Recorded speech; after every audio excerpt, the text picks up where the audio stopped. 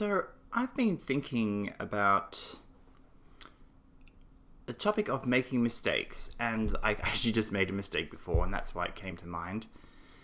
And I sent a message to the wrong person, and as soon as I did it, I felt this this flush of embarrassment. I feel like, when your cheeks get blushed and you feel that heat there.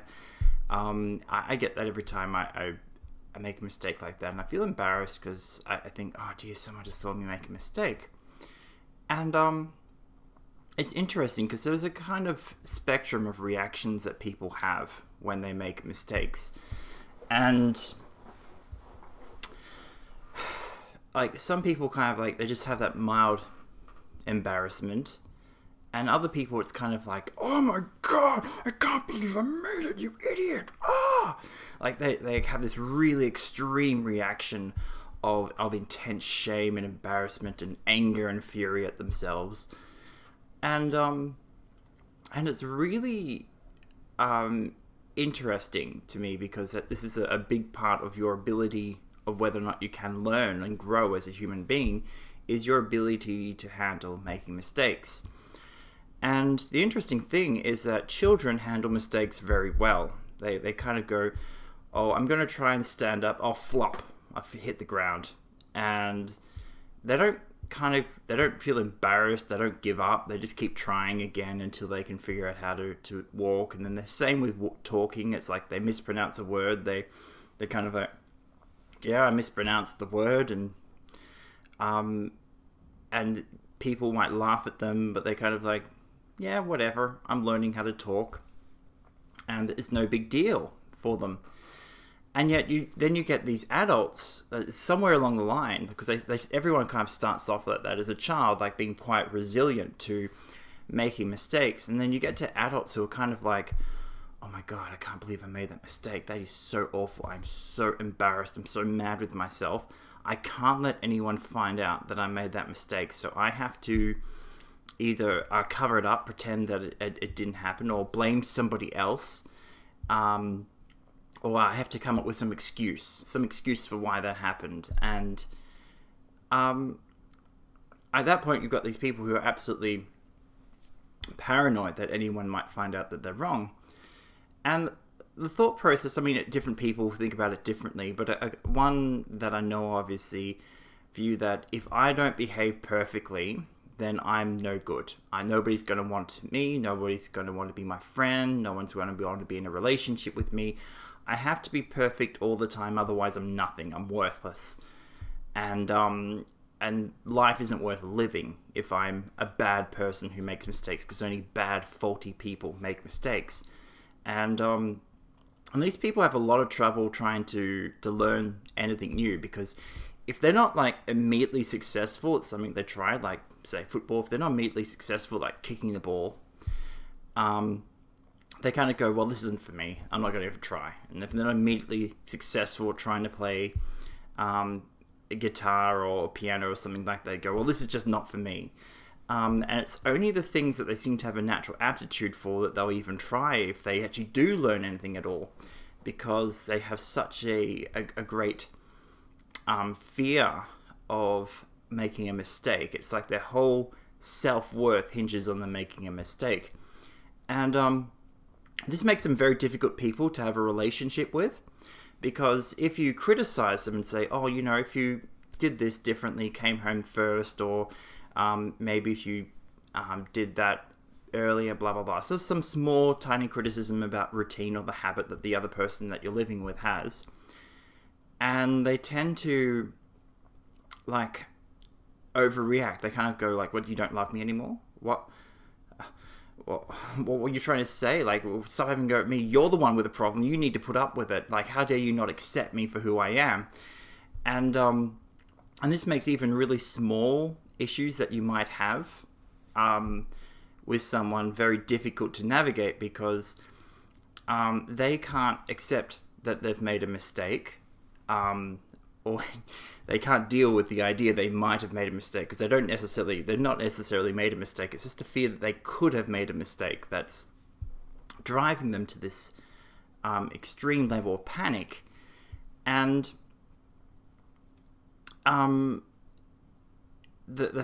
odd thing is it's terrible. This is actually a terrible thing, that it starts to lead to these people who structure their entire lives around hiding the fact that they're not perfect. So they start lying, they start gaslighting, and gaslighting. Oh my gosh, that's a great topic right now. I feel like all the media do is gaslight all day long. So gaslighting is like saying, no, I didn't make a mistake. It was you who made the mistake the whole time. This is actually an obscure reference to a movie like they made like 1930s or something. And so there's these gas lights in this guy's house, and he's manipulated them so that they dim. And he tells his girlfriend. I haven't actually seen the movie, so I've just read synopsis of it. So I've probably got the details all wrong. Anyway, he tells his girlfriend or his wife, oh no, there's nothing wrong with the light. It's not going dim at all. It's just all in your imagination. And it's to make her feel like she's the one who's wrong. She's the one who's making the mistake, and there's something wrong with her. And the purpose of gaslighting is to break someone's confidence, because if you can't trust your own thoughts or your own perceptions as being valid, as being true enough, your confidence as a person is shattered, and you just basically become someone who has to rely on other people to take care of them or to make decisions for them, because you can't trust that you are making a good decision if you don't know what's up or down, and so on. And so the purpose of gaslighting is to break you down so you are in this permanently vulnerable, submissive position, where you can't act, you can't make decisions, because you're kind of like, well, I want to do this, but what if I'm wrong? What if I'm wrong? I'm wrong about the lights. I might be wrong about this, so I can't leave him because I might be wrong. It's all my fault and not his fault. And so that's how it works. And likewise, like gaslighting, of course, happens both ways. Women will gaslight their husbands and boyfriends and saying, like, you're so lucky to have me, which is kind of code for you can't survive without me. You're pretty helpless and stupid. Or can be. But it's still a very unusual thing to say. You're lucky to have me.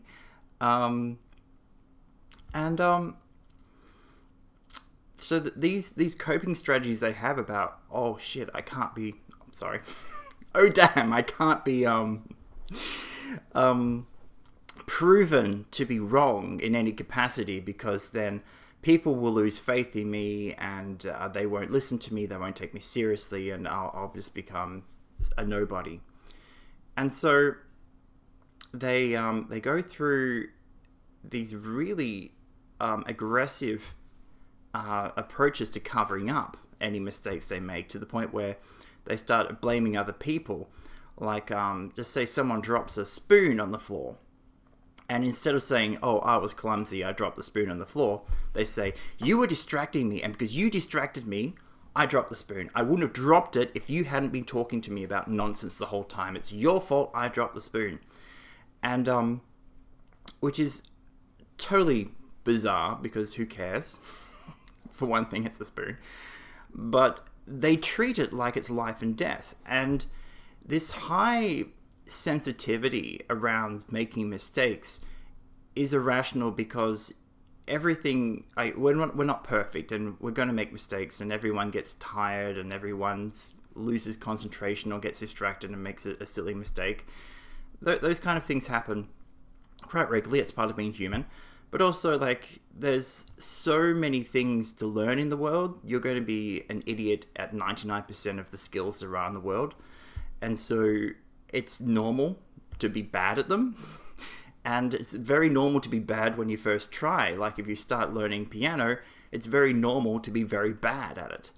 And the process of learning is just making mistakes until you don't make mistakes anymore, or make hardly any mistakes anymore. And that's just a perfectly normal thing. And if you're going through and like, oh no, I got that chord wrong, I'm an idiot, I'm a moron, everyone's going to judge me. You've got that hypersensitivity to being wrong.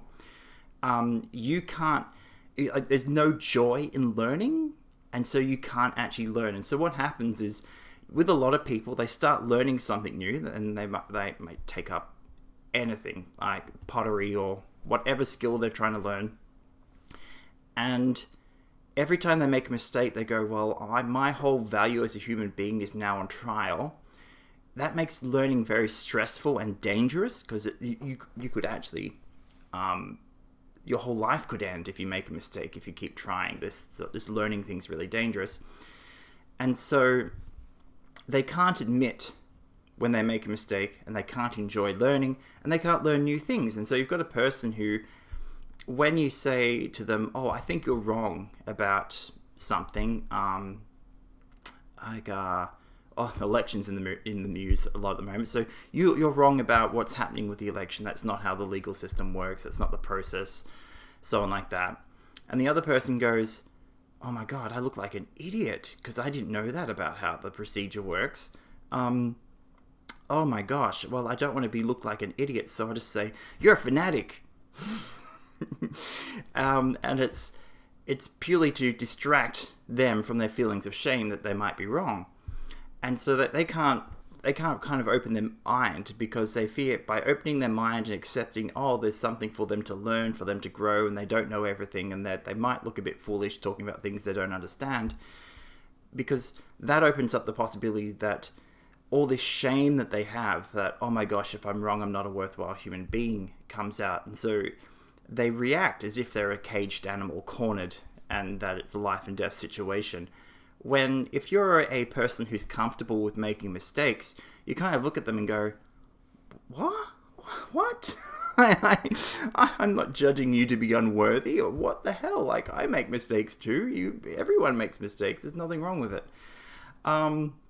It's just part of being human, and it really is interesting how this simple little attitude difference that children don't have. Like, you weren't like this as a child, and yet you grow into an adult with this absolute fear of making any mistakes. Now, I do think a lot of it actually comes from bullying, and it actually...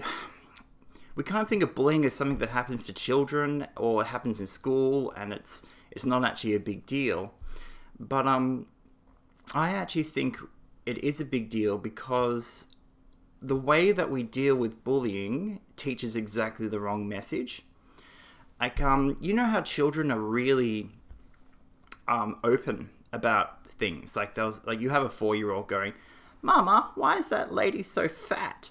And they'll go, "Mom, Daddy, why is that man wearing a dress?" And as a parent, you might be like really embarrassed, and you go, "Oh my gosh, why did my 4-year-old just do that?" Well, your 4-year-old's just curious and just asking you a serious question, because this is all new to them. They don't understand any of these things, and they just want to know. And what generally happens is the parents chastise the 4-year-old for being honest. Like, no, don't speak your mind. Don't ask an innocent, honest question. That's wrong. When you see people like that, just pretend that you don't notice, because if you do, they'll get really upset and it'll cause lots of trouble and drama and stuff like that. Basically, they'll be a bully.